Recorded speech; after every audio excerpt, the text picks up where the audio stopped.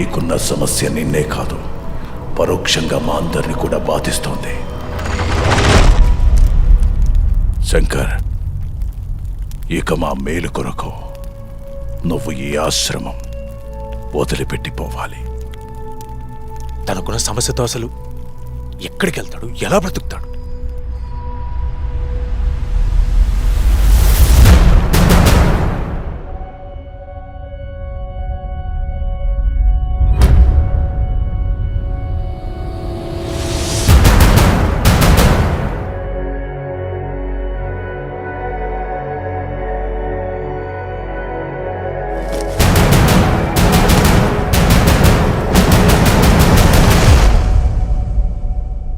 ఇదే నీ సమస్యకు పరిష్కారం.